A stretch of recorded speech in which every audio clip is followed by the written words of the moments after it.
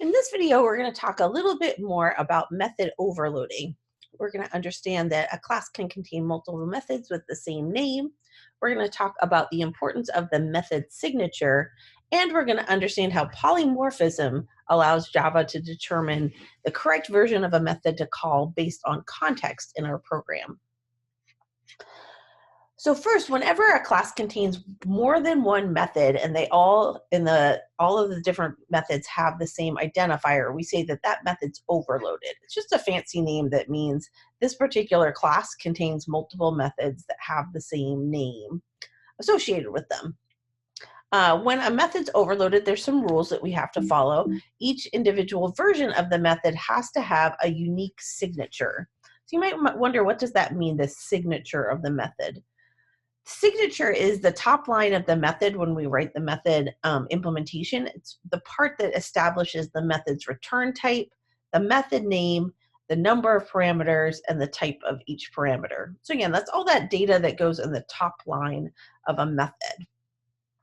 And when the program looks at the uniqueness of the signature, we said the method signature has to be unique whenever we have an overloaded method.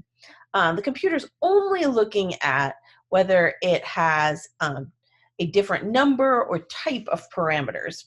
It doesn't distinguish it based on the return type. So if two different methods were in a program and they had the same parameter list, and the only difference was the return type, it would give you a syntax error. It wouldn't allow you to compile that. They have to have different parameter lists in order for the signatures to be unique.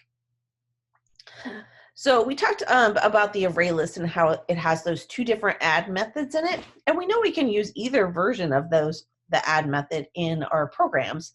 We're not restricted to just one or the other. They both exist. They're both out there. We could call either one. And the format of the method call would be different for these two methods because they have different signatures. This first method has a signature that requires one parameter, one argument to be matched up with that, and it returns a Boolean value.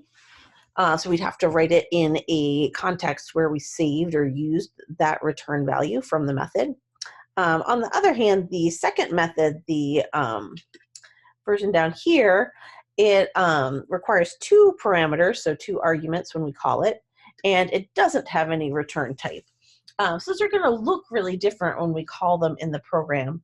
The Java compiler will be able to uniquely figure out which method is going to be called reliably, just based on the number and data type of the arguments that get passed into the method call.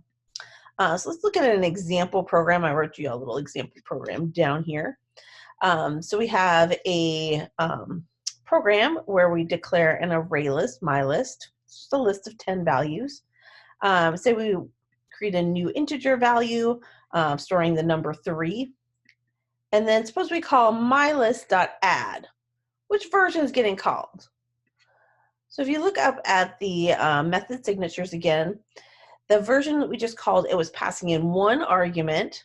So it's going to call the version that requires one parameter. Remember that Java matches up the parameters and the arguments. That's how it decides what to call.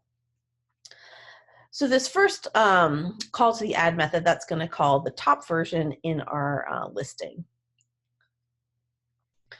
If we made a second integer down here and stored the value 4 in it, and then called the add method using two arguments here, we have an index as integer, and then also the value that we want to add, that's going to call the second version of the method.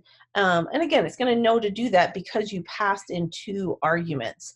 And so it will look for the version of the method that requires two arguments and make sure that the argument data types that you're passing in match the expected ones.